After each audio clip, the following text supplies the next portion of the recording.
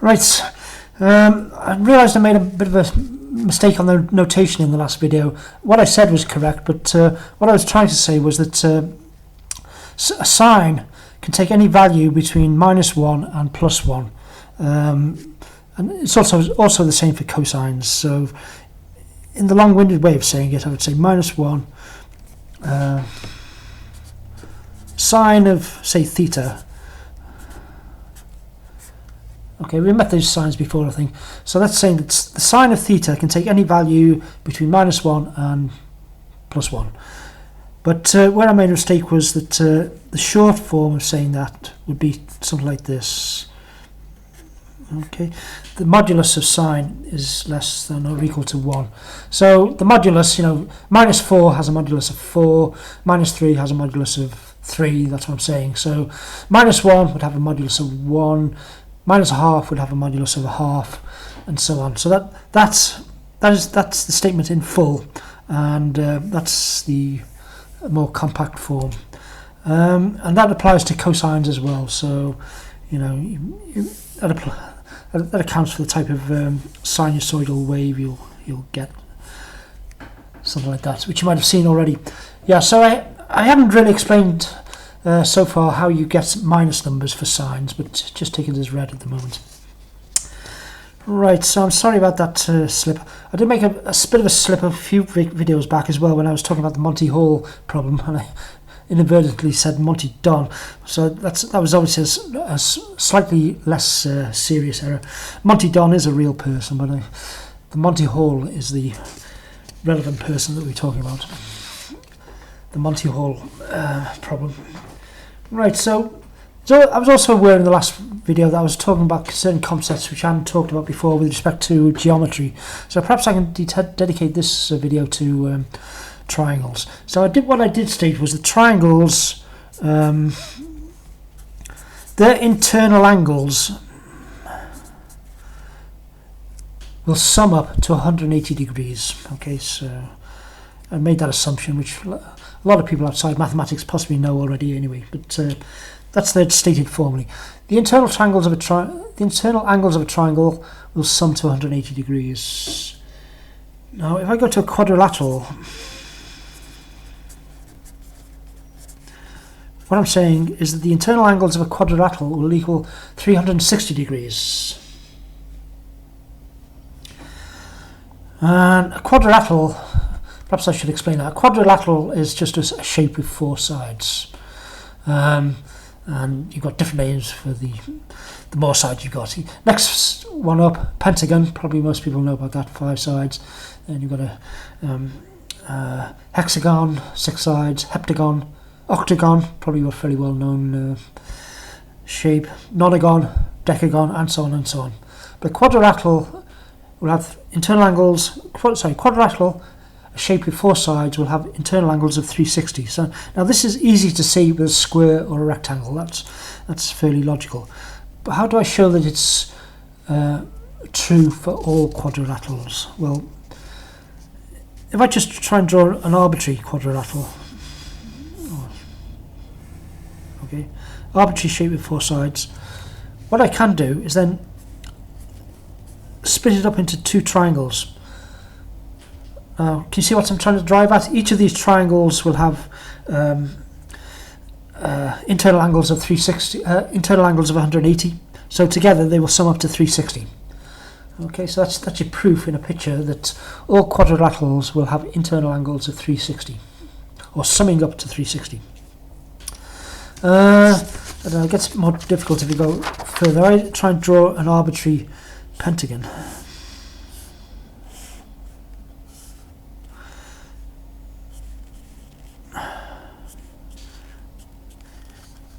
In this case, I can split up into 3 triangles and apply the same logic. Okay, the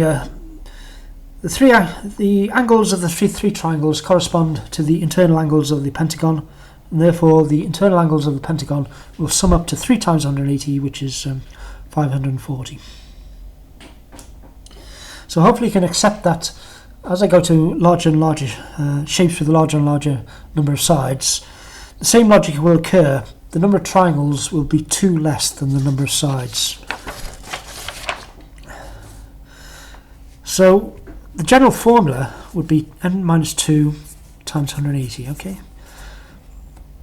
The internal angles of a polygon, to give the generic name for all shapes, the internal angles of a polygon will equal n minus 2 times 180, where n is the number of sides in the polygon. So for a 4-sided shape it'll be 2 times 180, for a 5-sided shape it'll be 3 times 180, and so on. So hopefully that's fairly logical. Now there are special names given to certain triangles. You've got an equilateral triangle, I should say. And that's this is not drawn to scale, obviously, or not drawn particularly accurately. But an equilateral triangle will have equal angles and also equal sides. I'll denote the equal sides like that. Internal angles adding up to 180. An isosceles triangle, spelled like that, I mentioned that briefly in the last video, that has 2 sides equal. So what I was stressing in the last video was that if those are the 2 sides that are equal, and that's an arbitrary angle or whatever, then these 2 angles here will be equal. Again, I'm stressing that in a slightly hand-waving way, but hopefully that seems logical. If those 2 sides are equal, then those 2 angles will be equal as well. And briefly mention in passing the word scalar, not scalar, scalene. That's a name that you'll sometimes see possibly for a triangle that has no sides equal and all different angles.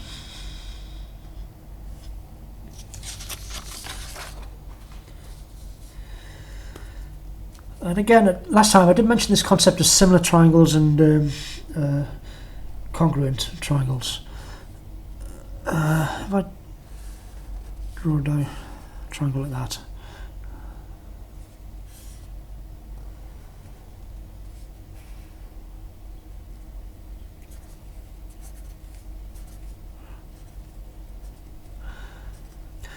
these triangles will be similar because their angles are identical.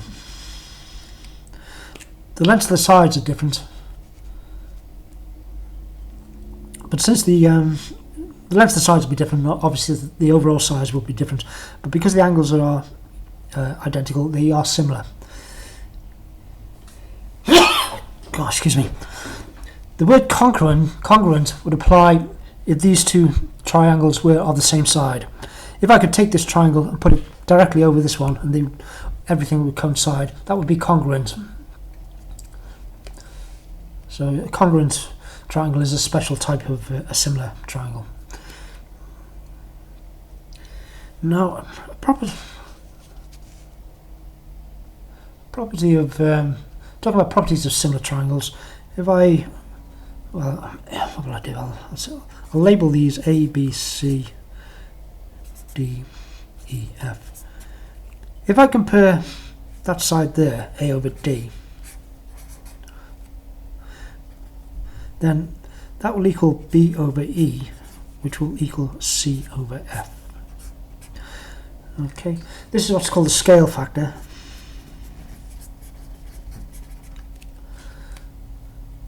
So as long as I compare corresponding sides, that with that, that with that, that with that, and as long as I get them the right way around, you know, on these formulas, the larger triangle, the values from the larger triangle have gone on the top. So as long as I be careful in that way, then this this equation will be satisfied. And either one of those will be the scale factor. So you can see what I can do there. I can use them as a sort of equation, if you like. You know, if I form an equation like that, if I know 3 of those values, if I'm given 3 of those values, I can use that as an equation to work out what the 4th value is, and so on.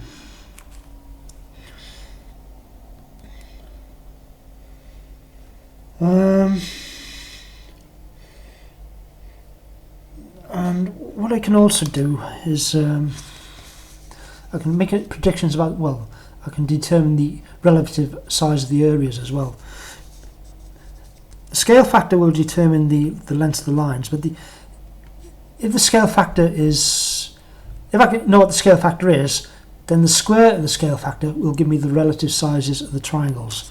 So if that a over d is 3, that will mean that that's 3 and that's 3 as well. But 3 squared is 9, and that will mean that that triangle is 9 times as large as that one. Obviously this is not drawn to scale or anything, but you see what I'm saying. If the scale factor here is 3, then 3 squared is 9, and that will tell me that the area of the larger triangle is 9 times as large as the area of the other triangle. And this generalizes to other shapes as well, you know, sort of fairly trivial situations with, say, a square. If I double the length of a, well, if I have 2 squares,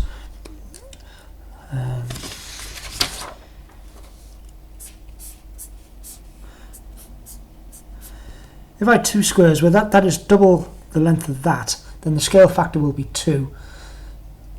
And 2 squared is 4, so I know that that larger one will be 4 times as large, the actual area of that will be 4 times as large as that. And if I take a cube, this is not particularly good, well,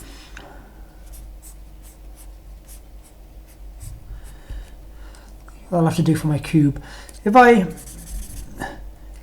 I double the size of this, or if I had another cube alongside it where the relevant sides would double, then the scale factor would be 2 cubed, or 2 times 2 times 2 equals 8. So I'd know that the larger cube would be 8 times, the volume of the larger cube would be 8 times as large as this. Or alternatively and equivalently, if I double the sides of this cube, the volume would increase by a factor of 8.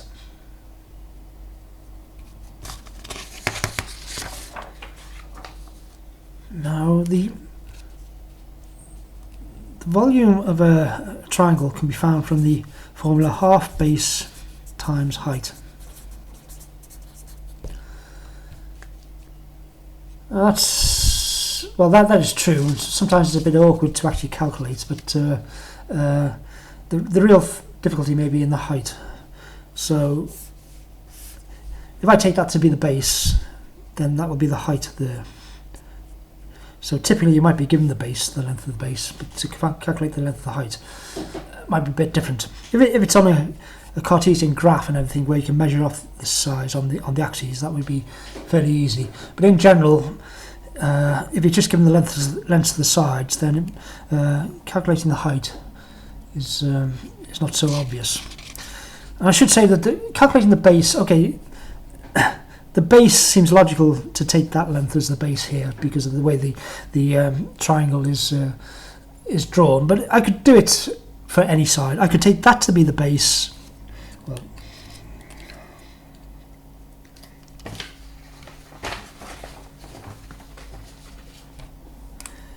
I could take that side to be the base if I wanted, and use that as the height.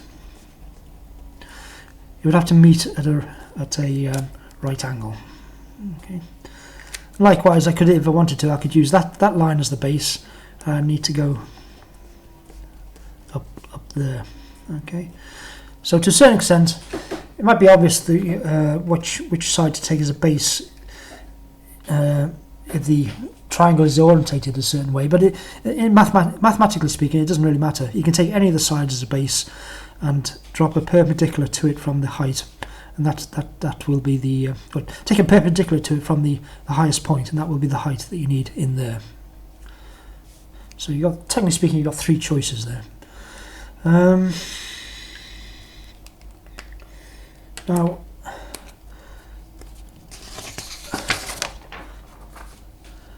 an alternative formula would be half AB sine theta, where A and B are sides of the triangle, and theta is the angle between them. Okay, so if I have something like this,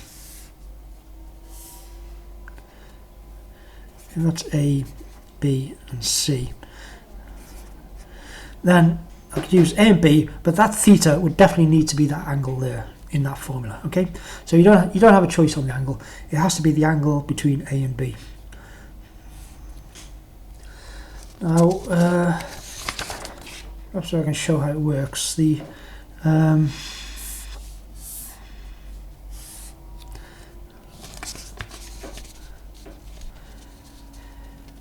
have a triangle. I'll call that theta. I'll call that A. Well, A, B, C. It doesn't really matter which way. So, okay. I've got a choice of A, B, or C as the base, but I'll choose. I'll choose A as the base. Okay, A equals the base.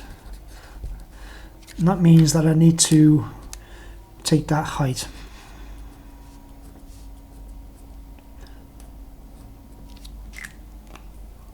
That would be under the old formula, half base times height. That's what I would need to calculate. But if I was to extract that triangle, okay, that triangle there,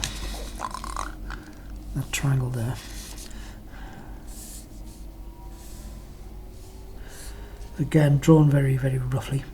I'll put the right angle inside. So that's C, and that's the height, that side there. Now, that's theta as well. Now remember, sine theta equals the opposite over hypotenuse. So the opposite here will be the height. And the hypotenuse here is what I've marked down as C. Now, this is where we need a bit of algebra, which I haven't really talked about too much now so far. But in algebra, when you've got an equation like that, if you do exactly the same thing to both sides of the equation, then everything will still balance. It's like a balance scales, okay? If the scale is in balance, and if I multiply what's on the left-hand side by 3 and what's on the right-hand side by 3, the scale balance will still balance. The scales will still balance. So it's like here with an equation. If I multiply the left-hand side by something and I multiply the right-hand side by something, the equation will still balance. So what I'm going to do here, in short, is I'm going to multiply both sides by C. So that becomes C. Instead of having a multiplication sign, which I don't like to use in algebra because it gets confused with the X, the letter X, which we commonly use for variables, I'll use that as a multiplication sign. Sine theta equals C times the height over C. Now, what I'm going to do here is I'm going to cancel this out. Again, this is fairly basic in a way, but it catches people out because instead of dealing with numbers, if these were numbers, most people, or I say most people, a lot of people would have no problem with this. But if you present the same problem with symbols or words, they're a bit foxed, but well, as I was saying last time, this here will follow exactly the same rules as for numbers. And I have mentioned the fact that in a situation like that, I mean that's a multiplication sign there, as in here. If you think about it, I did say that you could cancel the top with a number on the bottom. So if you cancel a number on the top with a number on the bottom, I can cancel a symbol on the top with a symbol on the bottom. That's 1 and 1, but in fact, that essentially vanishes. So if I write this down as like this, okay, I've now left out the arbitrarily left out the full stop, because in algebra, when two things are next to each other, that's an implied multiplication. So there is an implied multiplication there. Having said that, I've left a bit of a gap just so I realise that is a separate word from that. Now, as I said, that's 1, so that becomes height on the top, and that's 1. So I can figure out that. It's like saying 7 over 1 equals 7, or 8 over 1 equals 1. So height over 1 is just height. Now,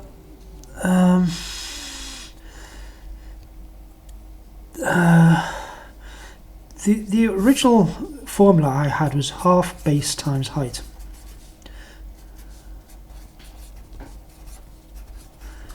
So on this particular one now as the base I've taken A. So that's a half A. And then the height, well, the height is given here. You know, perhaps conventionally I should have put it round the other way around, but that doesn't matter. Height equals c sine theta. So I'll put that in, c sine theta. Okay. Now I've arbitrarily left off that multiplication sign. I could put it in if I wanted to, but remember what I said, that an expression like this, there's an implied multiplication there. I can leave the multiplications out, and there's just an implied multiplication. Perhaps the gap there should have been a bit shorter, but you know what I'm saying. So, well, I'll write again just to make it clear what this is equal to. So that's equal to AC sine theta. Now, perhaps I made perhaps an unfortunate choice of letters here when I drew up this particular triangle. But I said half AB sine theta, and I've derived half AC sine theta. But that doesn't really matter. What names I give to the sides doesn't really matter. What I said there was AB and the angle in between them. So I've marked these sides slightly different, but that then will become half AC and the angle between them, and that's basically what I've got here. So essentially, these two formulas, the basic formula I started with at the beginning and this formula here, are identical really. It's just that for practical purposes this one might be more useful. Now there's a couple of things I just remembered. What did I forget about them? Generalize. Yeah, there was, going back to the similar equation, I just realised I've forgotten something. You could have a situation like that. Now, what you've got there is you've got similar triangles. That will be, I don't know, alpha.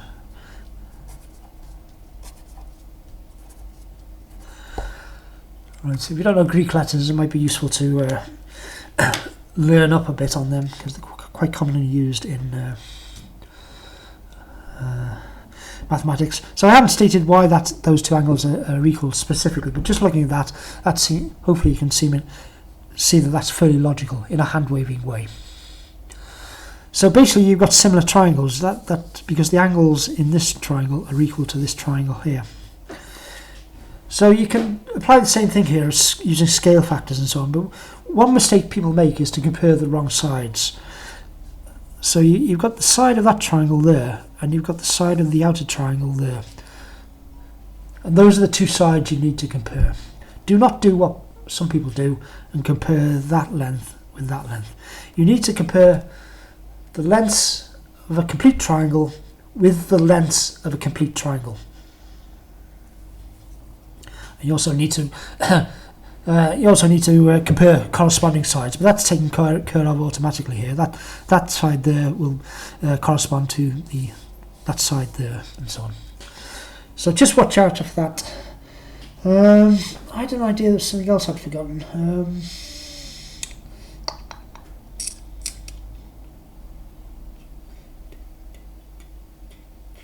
Well, maybe not.